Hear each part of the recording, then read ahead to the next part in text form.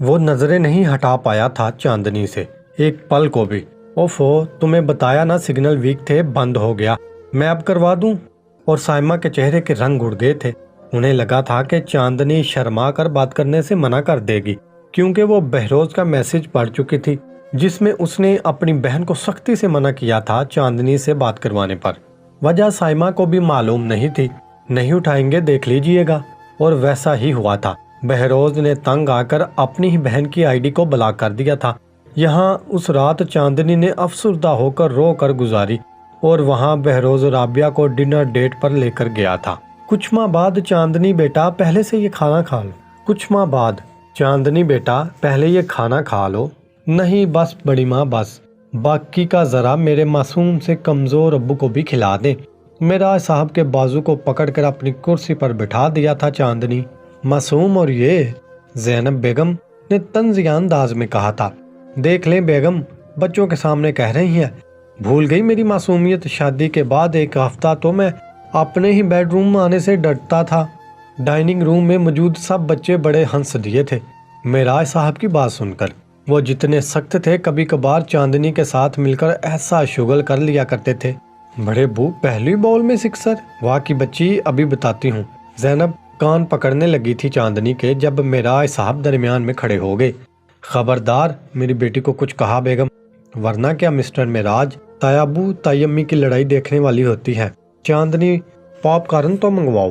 اور یہ سننے کی دیر تھی، دونوں ہی ان بچوں کو غصے سے دیکھنے لگے، اور غصہ کرتے ہوئے بھی کیوٹ لگتے نا۔ Cute couple, bye bye. Chandni ان دونوں کو آنکھ مارتے ہوئے چلی گئی تھی واپس روم میں۔ چاندنی کی بچی، آپ دونوں نے ہی بگاڑا ہے ابو، شاہزین بھی کہتے ہوئے کچن میں چلی گئی تھی، اور معراج صاحب کی بیگم پاؤں پٹک کر منظر سے غائب ہوئی۔ انہوں نے لاچارگی سے چھوٹے بھائی شہزیب کو دیکھا اور پھر اپنے والدین کو۔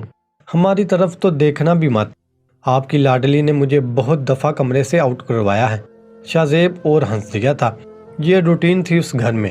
چاندنی کی شرارتوں سے حکم ویلا گونج اٹھا تھا، اور وہ جگمگاتا ستارہ تھی اس گھر کا۔ تو چاچو نے اپنی کوئی ایکشن کیوں نہیں لیا؟ شہزیب چاچو نے کیوں ایسا کیا؟ اب بابا کیسے ہیں؟ میں رات کی فلائٹ سے واپس۔ نہیں بیٹا تم نہ آنا، معراج بھائی ٹھیک ہے اب۔ بہروز، ہمیں تو خود سمجھ نہیں آ رہی شہزیب بھائی کیا چاہتے ہیں۔ انہیں کیا لالچ پڑ گئی کہ حصہ مانگنے کی باتیں کر رہے ہیں؟ گھر میں لڑائی ڈالی ہوئی ہے۔ معراج بھائی کی خراب طبیعت کے ذمہ دار بھی یہ لوگ ہیں۔ وہ شخص اندھیرے میں ایک کارنر میں کھڑے بہروز سے فون پر بات کر رہا تھا جب کوریڈور کی لائٹ آن کی تھی پیچھے سے، اور وہ شخص گھبرا گیا تھا۔ وجدان، آپ اندھیرے میں کھڑے کیا کر رہے ہیں؟ اچھا بہروز، میں ابھی بھائی کے پاس جا رہا ہوں۔ بیٹا پلیز کسی کے سامنے ذکر مت کرنا کہ میں نے تمہیں بتایا ہے کچھ بھی، پلیز۔ آپ پریشان کیوں ہو رہے ہیں؟ کیا اس قدر تنگ کیا ہوا ہے؟ میں نہیں بتاتا، آپ مجھے ٹائم ٹو ٹائم رپورٹ کر دیا کریں۔ تھینکس، خدا حافظ بیٹا۔ بہروز فون بند کر گیا تھا، غرور میں سب کے آگے ہی۔ وجدان نے غصے سے موبائل فون کو دیکھا اور پھر اپنی بیوی کو۔ وجدان، آپ کمرے میں چل کر بات کریں گے، وہ کہتے ہوئے چل دی، اور پیچھے فرحین انہیں فالو کرتی ہوئی جیسے ہی روم میں داخل ہوئی، وجدان صاحب نے دروازہ لاک کر دیا تھا۔ وجدان، کیا ہوا؟ آپ نے بہروز سے جھوٹ کیوں بولا؟ معراج بھائی تو بالکل ٹھیک ہے۔ آہستہ بولو، کوئی سن لے گا۔ کیوں ڈر رہے ہیں؟ کیا بات ہے؟ بات کچھ نہیں، بس آپ ایک بھائی کے خلاف کر رہے ہیں بہروز کو۔ جھوٹ بولا؟ شہزیب بھائی صاحب نے تو آج تک ایک پھوٹی کوڑی نہ لی جائیداد سے، وہ خود محنت کر رہے ہیں، آپ اپنے ہی بھائی کو کیسے نیچا دکھا سکتے ہیں بہروز کے سامنے؟ اتنا گھٹیا! وجدان صاحب کے اٹھتے ہاتھ کی تو توقع تھی ہی نہیں فرحین کو۔ وہ چہرے پر ہاتھ رکھ چکی تھی جہاں ابھی اس کے شوہر نے تھپڑ مارا، پہلی بار ہاتھ اٹھایا تھا۔ وجدان، بکواس بند کرو اپنی۔ ساری زندگی تلوے چاٹ کر دیکھ لیے، کیا ملا مجھے؟ سب کچھ تو شہزیب کا ہونے والا ہے، کبھی وہ آگے، کبھی اس کی بیٹی آگے، کبھی اس کی بیوی آگے۔ میں چپ رہا، کچھ نہیں کہا۔ اب جب میرے بیٹے نے ایک خواہش ظاہر کی کہ وہ خوشی بھی چھین لی معراج بھائی نے، اب میں دیکھتا ہوں بہروز کیسے اپنائے گا۔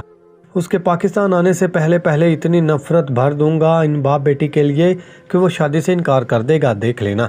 وجدان، اس کی آنکھیں بھر آئی تھی، پر وجدان صاحب پر غصہ اتنا سوار تھا کہ وہ سوچنے سمجھنے کی صلاحیت کھو چکے تھے۔ ایک لفظ نہیں جیسا کہتا، اب تم ویسا ہی کرو گی، ورنہ کیا؟ میں تمہیں طلاق دے دوں گا فرحین۔ وجدان، وہ بنا کچھ سنے روم سے چلے گئے تھے۔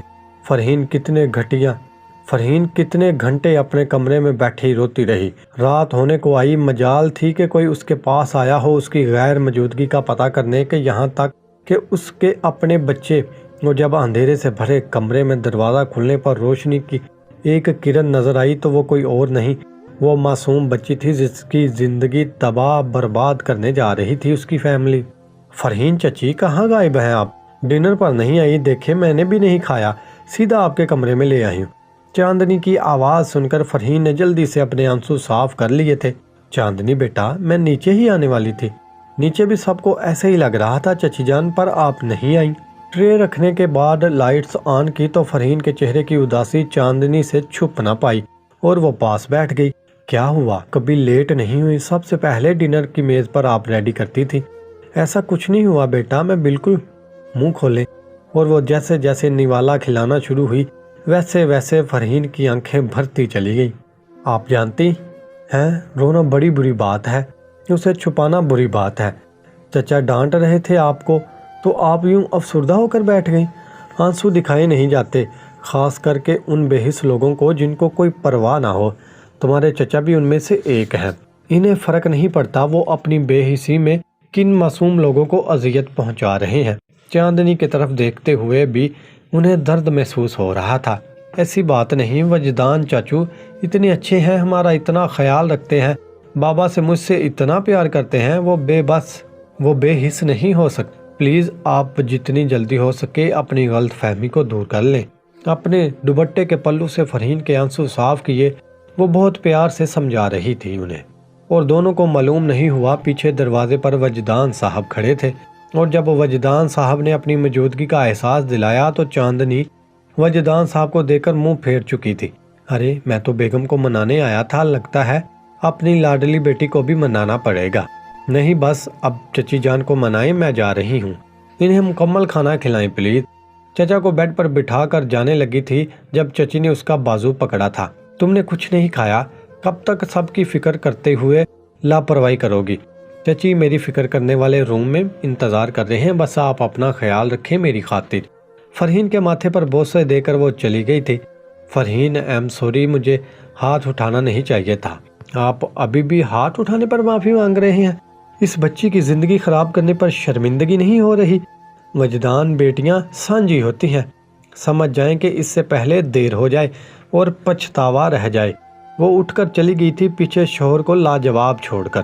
ناظرین آپ سے ایک چھوٹی سی ریکویسٹ ہے کہ ہم اتنی محنت سے آپ کے لیے ایسی اسپیشل سٹوریز بناتے ہیں، ہمارے چینل کو ضرور سبسکرائب کریں اور ساتھ نظر آنے والے بیل آئیکن کے بٹن کو بھی پریس کر دیں تاکہ ہمارے آنے والی ہر نئی ویڈیو کا نوٹیفیکیشن آپ کو مل سکے۔ مزید ایسی دلچسپ اور لطف اندوز کہانیوں کے لیے ہمارے ساتھ رہیے گا۔ حاضر خدمت ہوں گے ایک نئی دلچسپ اور لطف سے بھرپور کہانی کے ساتھ۔ تب تک کے لیے اجازت دیجیے، اللہ نگہبان۔